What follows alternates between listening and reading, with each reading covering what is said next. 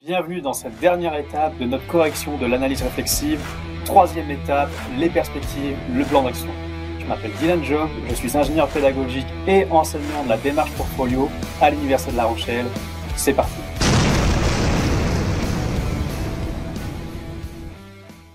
Le troisième temps d'une analyse réflexive nous amène à nous poser la question suivante.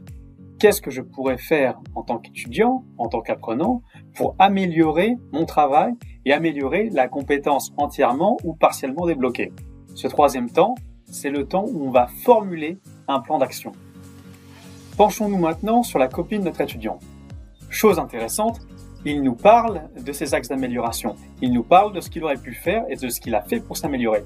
C'est une très bonne chose. Cependant, ces axes d'amélioration ne sont pas formalisés en plan d'action. Nous allons ici formaliser ce plan d'action ensemble.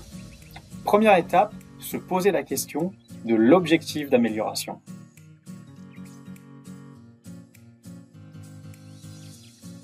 Vous êtes libre de choisir l'amélioration qu'il vous plaît. Cependant, deux choses.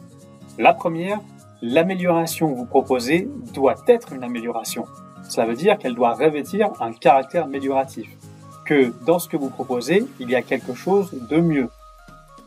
Deuxièmement, l'amélioration que vous proposez doit être liée à la compétence que vous voulez développer. Revenons sur notre compétence. Élaborer, rédiger un scénario pour une session de JDR d'une durée de 3 heures. Un objectif d'amélioration pourrait être le suivant. Diminuer le temps de rédaction du scénario sans en réduire la qualité.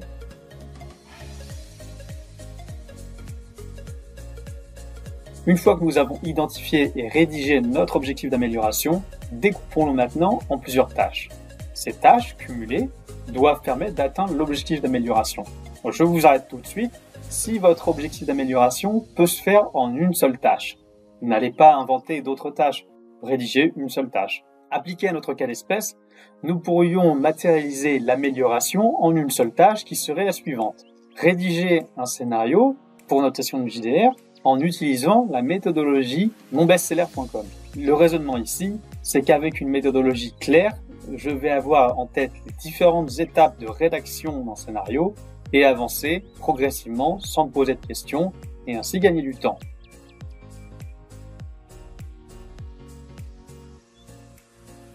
Dans cette troisième phase, nous allons devoir montrer concrètement comment est-ce que nous atteignons notre tâche, comment concrètement nous réalisons notre tâche.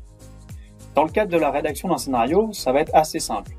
Je me pose sur mon bureau, devant ma feuille ou devant mon PC, j'active le chronomètre et je commence à rédiger. Pour des tâches plus complexes, il vous faudra vous montrer beaucoup plus rigoureux et principalement à l'écrit. Car encore une fois, ce plan d'action qui figurera dans votre analyse réflexive écrite sera envoyé à un recruteur. Vous ne serez pas là pour défendre votre analyse. À vous de vous montrer rigoureux, soigneux et précis dans votre rédaction.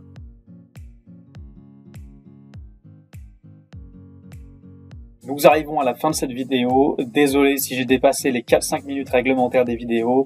J'essaierai de faire mieux la prochaine fois. Je voulais prendre le temps d'expliquer les différentes nuances du plan d'action parce que ce n'est pas quelque chose de facile à comprendre et mes étudiants ont pas mal de difficultés là-dessus. Je n'aborde volontairement pas les autres colonnes de ce tableau car elles ne posent pas de problème aux étudiants. Vous avez compris, concernant les délais, les dates, il s'agit de proposer un délai d'exécution raisonnable.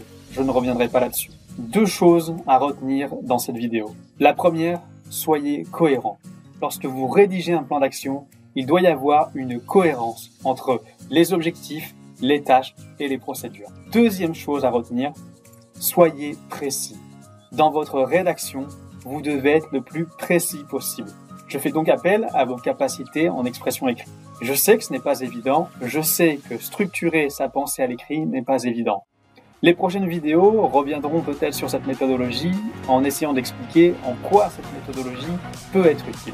En attendant, je vous dis à lundi prochain, 18 h, pour une nouvelle vidéo. Au revoir.